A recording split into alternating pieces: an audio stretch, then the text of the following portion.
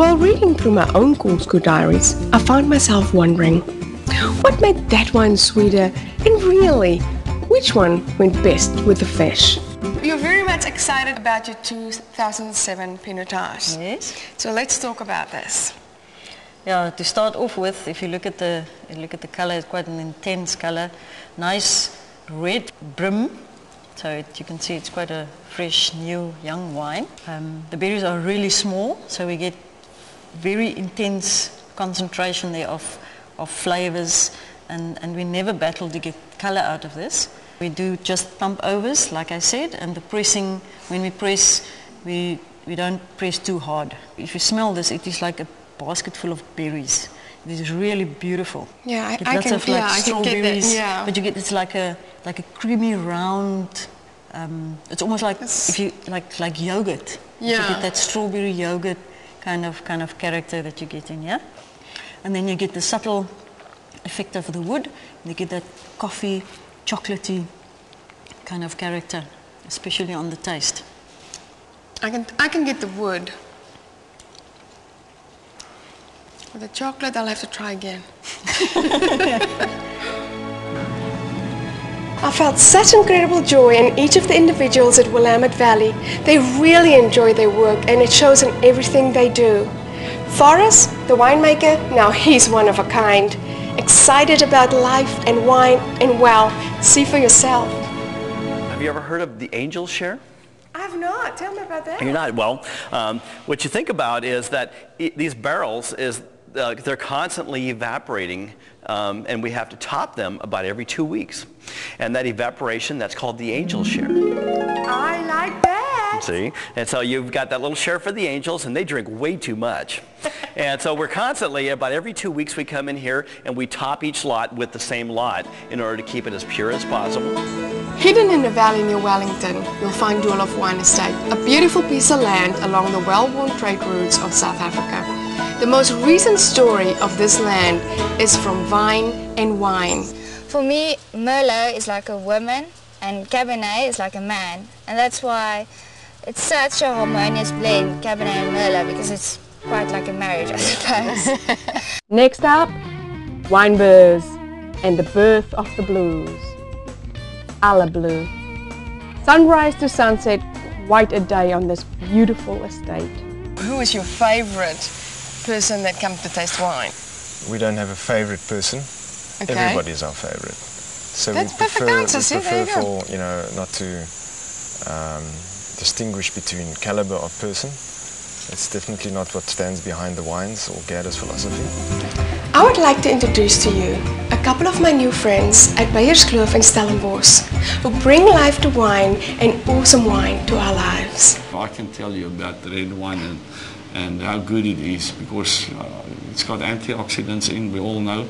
And if you drink 100 milliliters of it, 1 or 2 glasses, it hires the antioxidant working in your bloodstream with 15 hours, 75%. Oh, so that's fabulous. That's why I want to make the watts, so that you press it, and then if it goes off, it makes a beeping sound like your heart, boom, boom.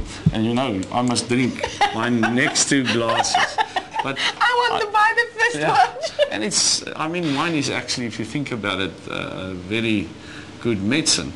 This rosebus is planted on every end of the row. Yeah. Is there a significant reason? I talked to the Raffaldini family, and they said traditionally in Italy, it's hundreds of years ago, yes, the little wagons was pulled by horses.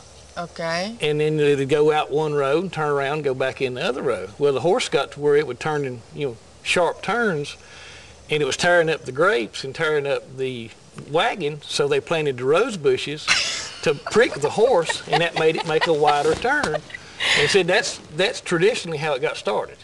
Oh, but now you can go ask any of these modern winery people, and prevented that from all. Yeah. My visit at Willamette Valley Vineyard is one I will not soon forget. I hope one day you get a chance to meet these fine folks.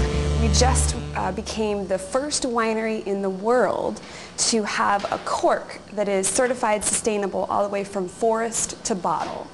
So what that means is that those folks over in Portugal, those communities are basically farming sustainably so that those cork oak forests will be there for hundreds and hundreds of years. We also have started a cork recycling program. We're working with Amarim, who are the folks that actually make the sustainable cork, to try to recycle cork across the whole country. Velvet Rock is an interesting study in all things old and new in the pages of South African wine. The Brink family has worked well and hard and found reward in the labors of their land. These kind of people are truly pioneer poetry. What is your philosophy? I can see how passionate you are about this. What is your philosophy about pinotage? Well, first of all, we must just remember the one fact that pinotage is a unique South African wine. I prefer pinotage above Shiraz, even of either Cabernet Sauvignon. To me, there's in pinotage, there's something robust that I love. There's a very sincere sense of gifts and blessing in the work these folks do. They love their craft almost as much as they enjoy pairing the nectar of their labor with fabulous food. What is the characteristics I'm looking for in the sparkling wine, and what is it complementing in the oyster? It's interesting. Our sparkling wine's got like raspberry and red cherry flavors in a certain sense.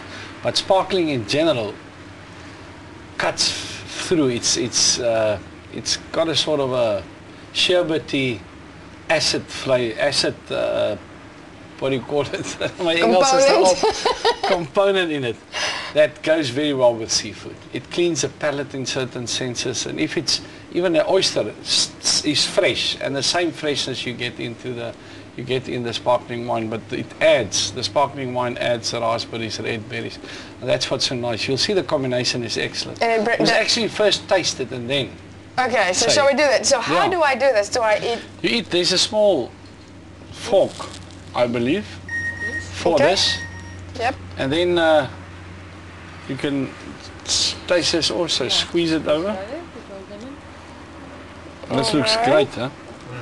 Oh, this looks absolutely fantastic. Is there one for the cameraman also? Is he just going to worry? He's working. No, he can get leftovers. I think this is going to be brilliant. Okay, and then what? And you eat it. You eat the whole one like this. Take it with a fork. Yeah. This is lovely oyster. Well, it looks beautiful. Where did you get it this morning? Fresh. Was it a long drive all the way to Saldanha? You did very well. This is actually. Oh my goodness. This is actually my friend. And then taste. The marmalade. The sweetness. And now the combination. If you take this and the slight red berries goes well with the marmalade, but also there's a fatness in the oyster. Yeah. And you need to clean the palate with champagne. Like a buttery. Oh, I can feel. It takes it out. That's beautiful. And that's why you take champagne with oyster, because that buttery roundness, it's a lovely flavour. Yeah. It's awesome. It's absolutely fantastic. It's special oyster. Yeah. Yeah, I know.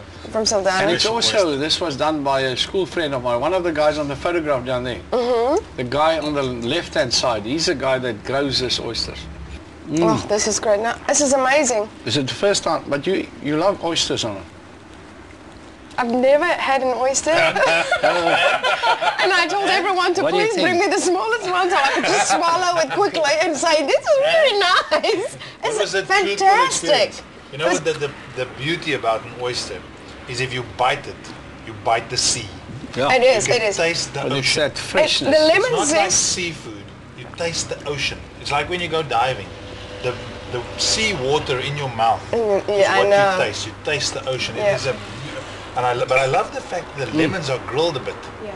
And it takes out. It reduces the acidity. Yes, it's not as sour. Yeah. It just makes it complementary to the oyster. Until next time, remember, life is too short. Always drink good wine.